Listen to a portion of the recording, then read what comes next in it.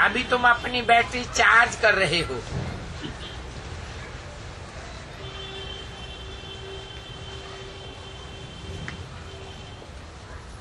इसे चार्ज करने में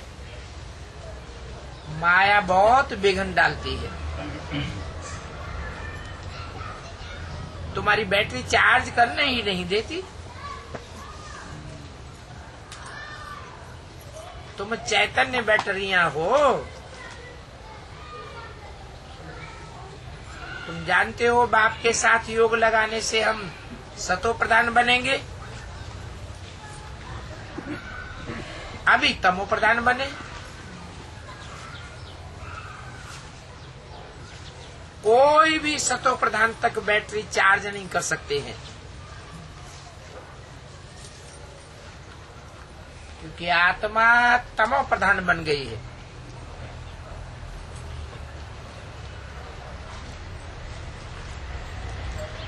वो साथ ही नहीं करते तो फिर सजाएं खाते। जितनी सजाएं खाते उतना पदभ्रष्ट होता जाता है। फर्क कितना पड़ता है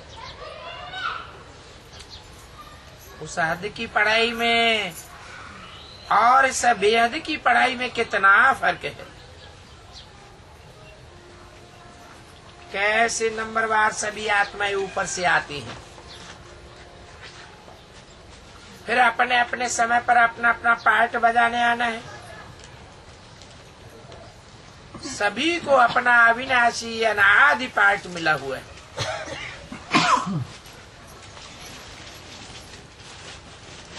तुमने ये 84 का पार्ट कितनी बार बजाया होगा? तुम्हारी बैटरी कितना बारी चार्ज हुई है और कितना बारी डिस्चार्ज हुई है? जब जानते हो कि हमारी बैटरी डिस्चार्ज है, तो फिर चार्ज करने में देरी क्यों करनी चाहिए? परंतु माया ऐसी हड़कण है जो बैटरी चार्ज करने ही नहीं देती। माया तुमको घड़ी घड़ी बैटरी चार्ज करना भुलाई देती है और तुम्हारी बैटरी डिस्चार्ज भी कराई देती है।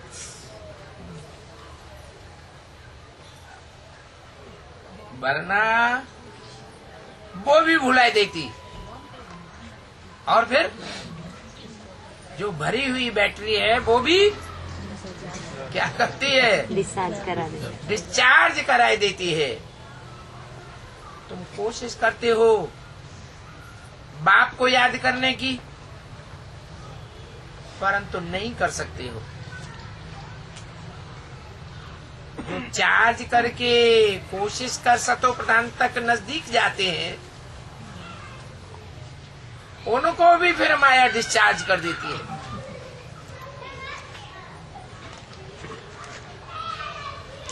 कितना भी बड़ा महारथी हो, अपन को सेफ समझ नहीं सकता, क्योंकि थोड़ी सी भी गफलत करते हैं तो माया झट बैटरी डिस्चार्ज कराई देती है।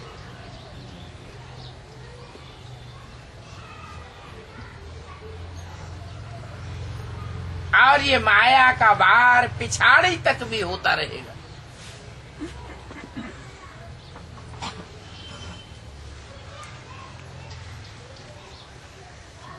तो जब लड़ाई की अंत होगी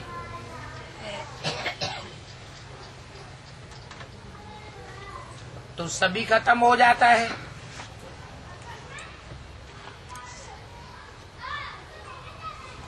तो जिसकी जितनी बैटरी चार्ज हुई होगी उस अनुसार ही पद पावेंगे। कब? अंत में।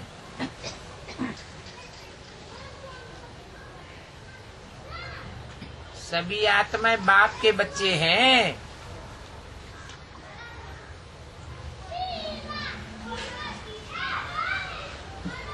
ये चैतन्य बैटरियां हैं। उस जड़ बैटरी में भी घड़ी घड़ी पानी डालना पड़ता है। यहाँ भी क्या करना पड़े? घड़ी घड़ी ज्ञान जल डालना पड़े। तो बाप कहते हैं रेगुलर और पंक्चुअल बनो।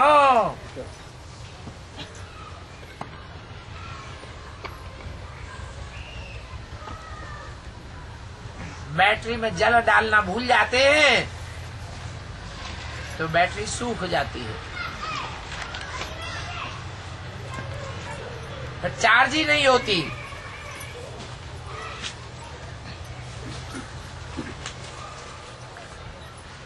अभी तुम्हारी बुद्धि में बैठ गया